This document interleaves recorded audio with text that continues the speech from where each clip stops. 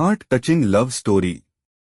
जैसा कि आप सभी को पता होगा कि प्यार मोहब्बत होता इसका खेल नहीं होता है जिंदगी में।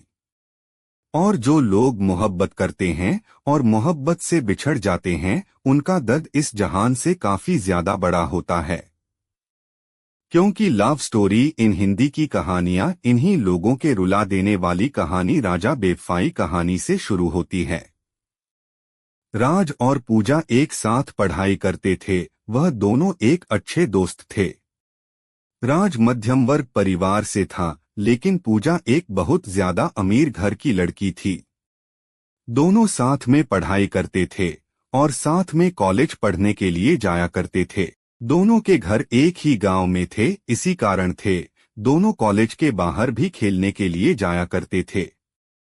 ऐसे में राज और पूजा दोनों में काफी ज्यादा गहरी दोस्ती हो गई थी। दोनों में काफी ज्यादा मित्रता होने के कारण दोनों एक अच्छे दोस्त बन गई थी। लेकिन दोनों में आपसी में कभी प्यार की बातें नहीं हुआ करती थी, मतलब कि कभी दोनों एक दूसरे को ज़ाहिर नहीं किया था कि वह एक दूसरे को प्यार करते हैं। धीरे धीरे इनकी दोस्ती और गहरी बनती गई और इन दोनों को दोनों के साथ रहने की आदत हो चुकी थी और दोनों कभी भी अलग नहीं रह सकते थे। धीरे धीरे राज को पूजा से बेइंतहा प्यार हो गया था, लेकिन पूजा को इस बारे में नहीं पता दे। पूजा हमेशा चाहते थे कि वह एक अमेरिका तथा विदेश में रहने वाले लड़के से शादी करेगा जो बहुत ज्यादा अमीर होगा।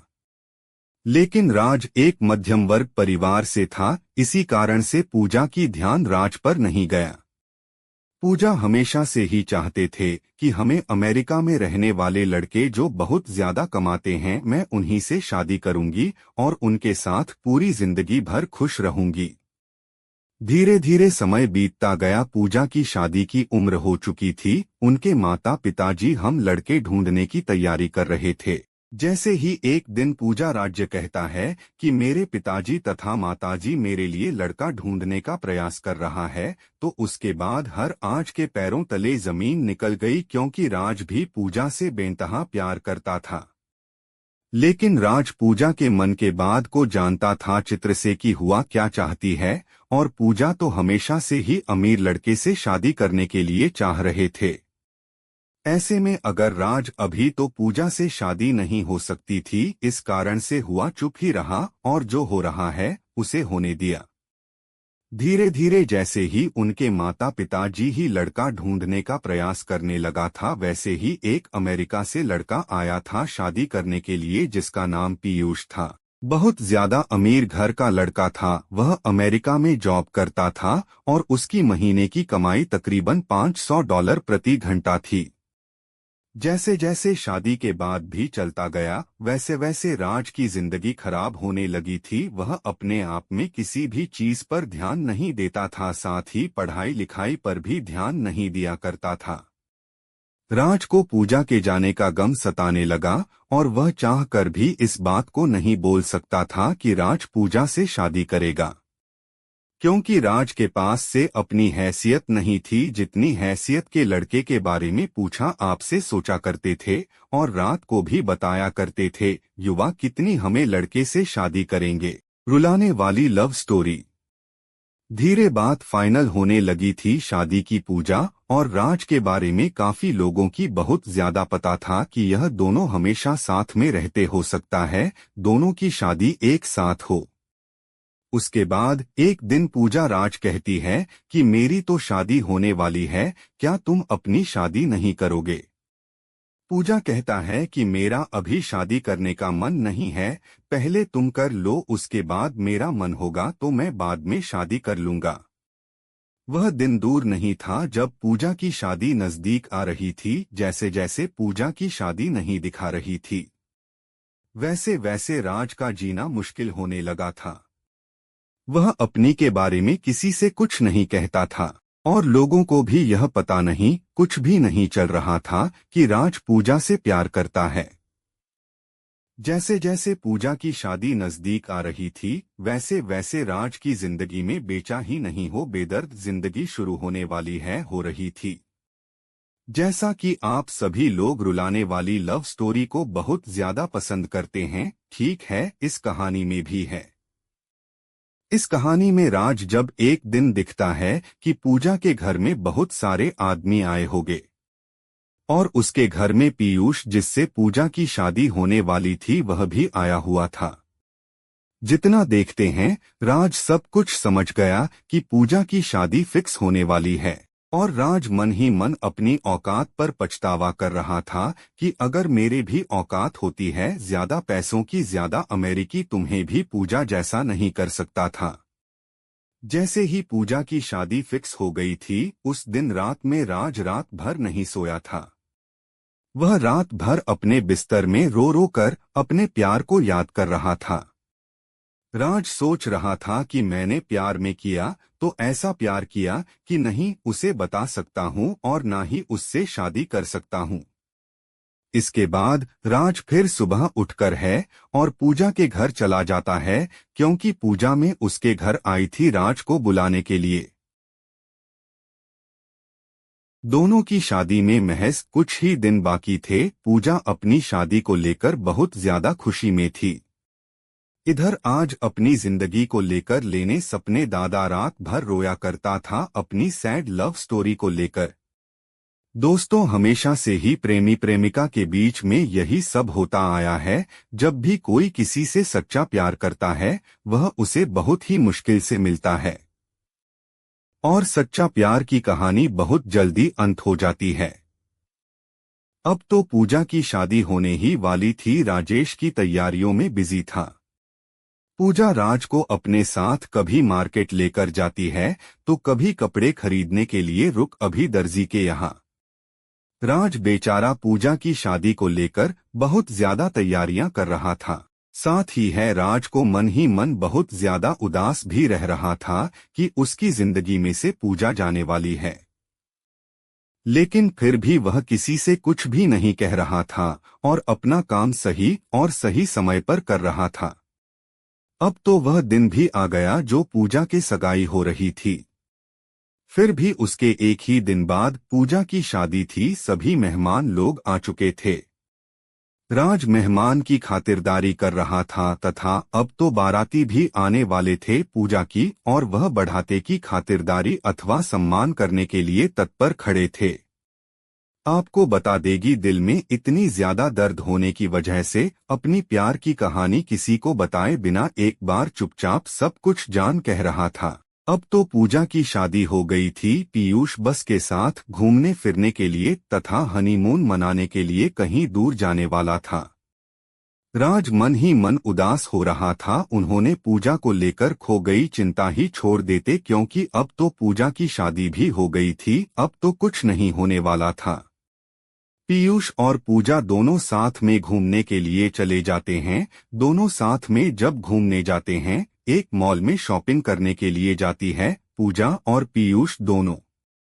जैसे ही मॉल में शॉपिंग करने के लिए अंदर जाती है तो पीयूष को किसी प्रकार का काम लग जाता है। वह कहता है कि तुम गाड़ी लेकर अपने घर चले जाओ, मैं काम कर कर घर वापस आ जाऊंगा। जैसे ही गाड़ी लेकर पूजा घर आ रही थी तो गाड़ी में ही फिर उसका मोबाइल छोड़ गया था।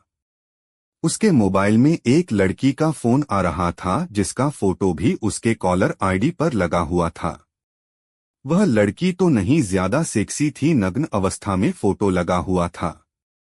यह देखकर पूजा को गुस्सा आ गया और उन्होंने सोचा कि यह कौन लड़की है जो मेरे पति को फोन करती है।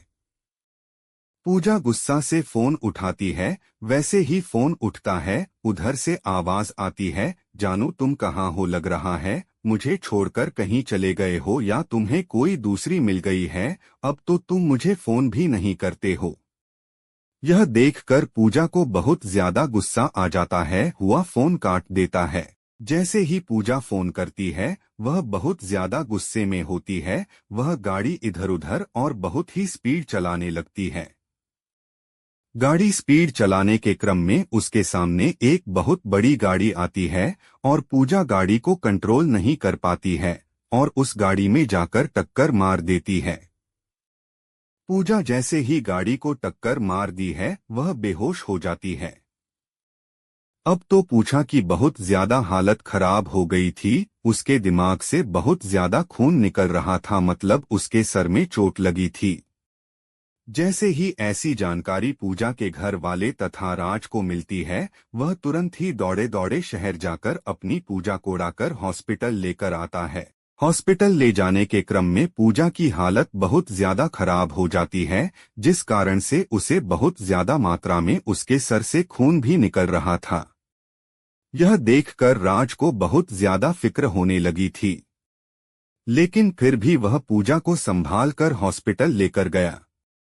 हॉस्पिटल लेकर जाने के बाद डॉक्टर ने चेक करता है और कहता है कि इसके दिमाग में चोट आई है, पूजा के दिमागी हालत सही नहीं है। हो भी सकता है यह पूजा को अब कुछ याद भी ना आए, और याद आने में कितना दिन लग जाए यह कह भी नहीं सकते हैं। उस समय तक अब तो पीयूष हॉस्पिटल आ चुका था। डॉक्टर की यह बातें सुनकर पीयूष कहता है कि अगर इसे याददाश्त नहीं आएगी तो मैं इससे नहीं रखूंगा। अगर इसकी स्वास्थ्य सही नहीं रहेगी तो यह मेरा कौन सा काम आएगी। इससे बेहतर होगा कि मैं कोई दूसरा शादी कर लूंगा, आप अपना बेटे को देख लीजिए। यह बात पीयूष कहता है पूजा के माता पिता से। लेकिन पूजा के माता पिता भी इन सभी बातों को नहीं बोलना चाहते थे, नहीं सुनना चाहते थे, क्योंकि उसके बेटे की तबीयत बहुत ज्यादा खराब थी। वह जल्द से जल्द चाहते थे कि उसकी बेटी पूजा पहले सही हो जाए, उसके बाद जो होगा देखा जाएगा। इतना कहते पीयूष कहाँ से चला जाता है और कहता है कि अगर इसकी तबीयत और इसकी दिमागी हालत पूरी तरह से सही हो जाए तो मुझे बता देना। और साथ में पीयूष यह भी कहता है कि अंग्रेज के दिमागी हालत सही नहीं हो रही होगी तो मुझे मत बताना, मैं दूसरा दोबारा शादी कर लूंगा।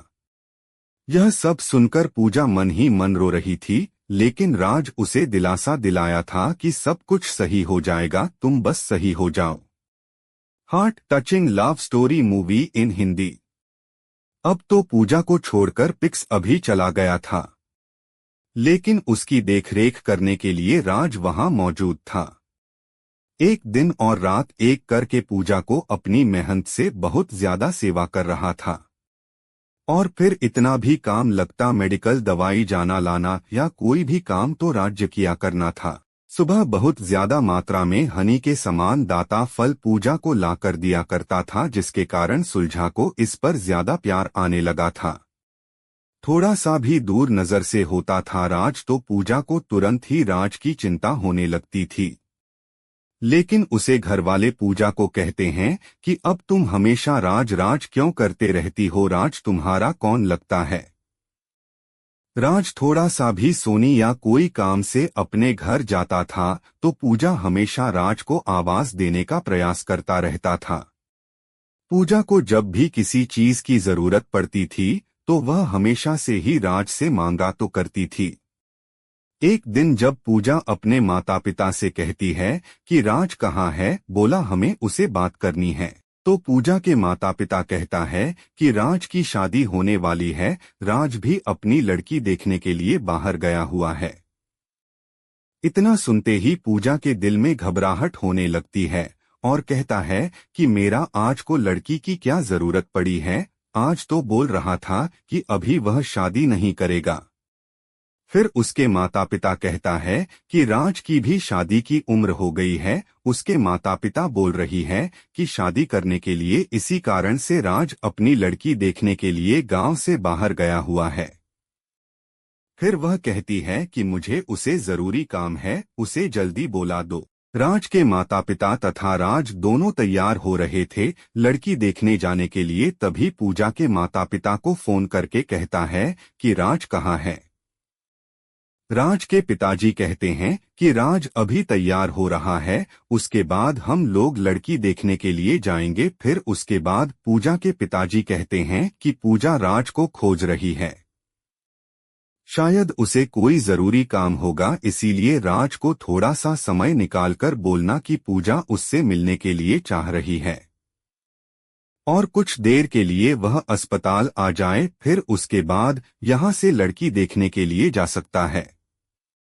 फिर उसके बाद राजा अस्पताल आता है पूजा से मिलने के लिए। उसके बाद पूजा कहती है कि क्या तुम शादी करना चाहते हो मुझसे, क्योंकि पूजा एक दिन राज को अपने रूम में रोते हुए सुन लिया था और वह यह भी जान दे देगी राज मुझसे प्यार करता है।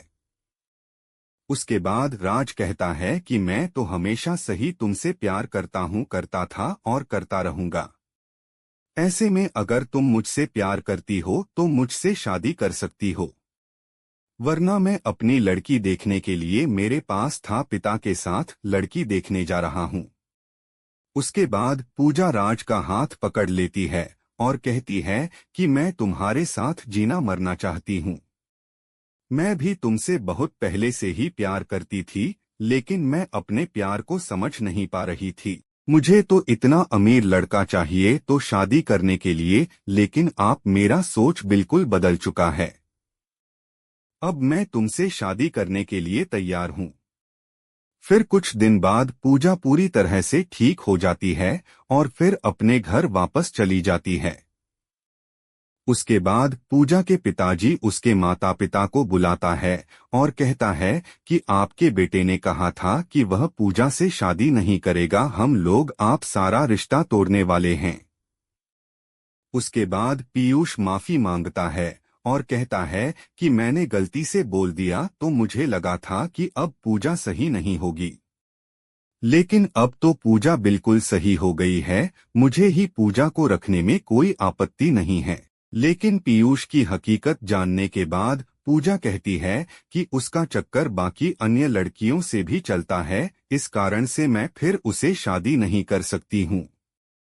उसके बाद पीयूष बहुत ज्यादा मिन्नतें करता है, लेकिन राज के माता पिता और पूजा के माता पिता नहीं मानते हैं।